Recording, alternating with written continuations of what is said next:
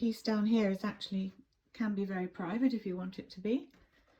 This is the apprentice room. It literally is where the farm apprentice used to live. It was away from the rest of the house slightly, so that if they came home from the pub slightly wobbly, the rest of the family were not woken up.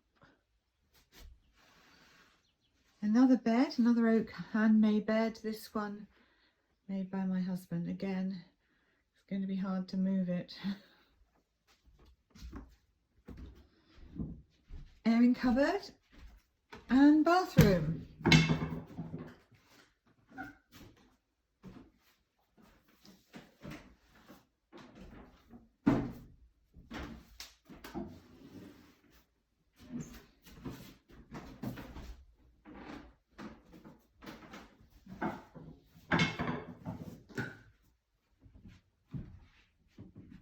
Let's have a look out of the window. And from this one you see my herb garden. Oh, there's a bird poo on there, how embarrassing. Quite a lot of vegetables and things growing out there.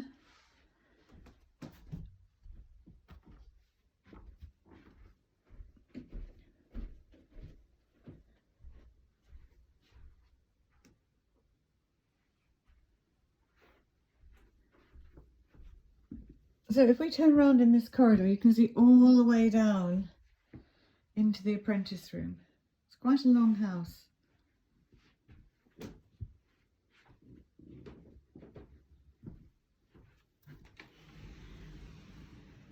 And up to the chapel.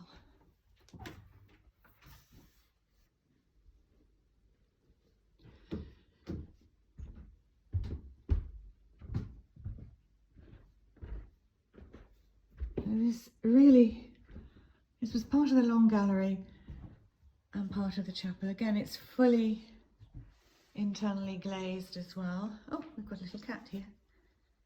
They call him Tiny Cat. My daughter-in-law and my son are up here at the moment. Let's walk down here.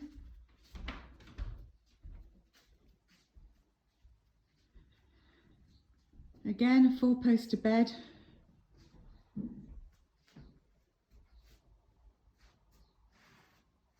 There might be 7 windows up here, maybe more actually. 1, 2, 3, 4, 5, 6, 7, 8.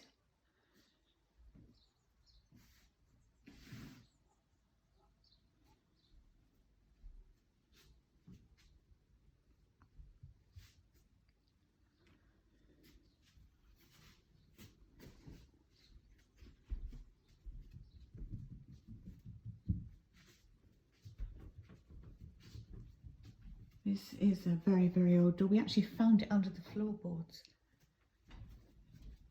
This is the bathroom. There's queen posts here which have been listed. You can get a view from the house. You can see as far as Snowdon on a good day, and this is one of the reasons my daughter-in-law wanted a bath just here, so she could see out. But right now you just look down onto the orchard. It's absolutely amazing when it's all in blossom. Again, there are some pipes and things which are actually suspended on the floor.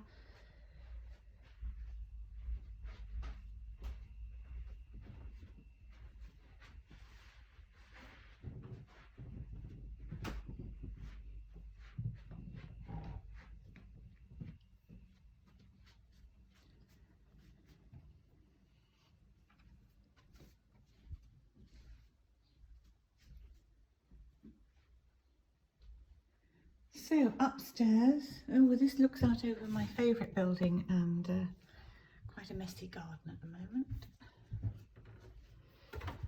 We had a lot of difficulty with this staircase because this is a complete oak copy of the original one, and this is the cat coming up with us, by the way. And of course modern staircase makers said that we couldn't have a staircase like this because it didn't follow regulations, but this is, in the end, we had an oak right make it exactly like the rotten one that was gone. Right, we're in the attic now, and one thing to look at is it was re-roofed in 1976, and that says who did it. There's also quite a cunning thing. We've got fire panels everywhere, but if you unscrew them, any tiles that come off can be replaced from inside, which I thought was rather clever. My daughter-in-law had her office up here when she was doing her PhD. That's looking down onto the four-poster. A chapel would have been down there, and I think the servants would have perhaps been allowed to watch the services from up here but not be part of it. And you can see just a couple of things here from the big fire in 1640. It needs to be a bit tidied up a bit, this, I think. I keep meaning to do that. We were going to put a four-poster up here, and we haven't quite got around to that. So turning round, it's actually quite a large room.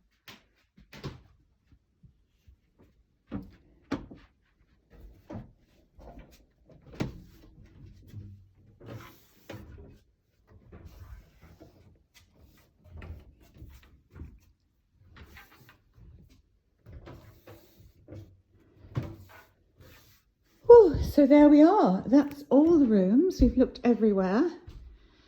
And there's another video showing the fields, and I've sent pictures of the flats. So basically it's self-funding.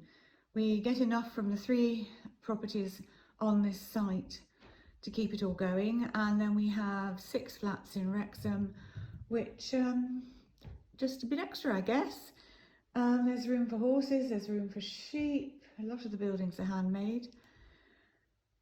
And now we're going to do a panoramic. And that's about it, I think. Thank you. Bye.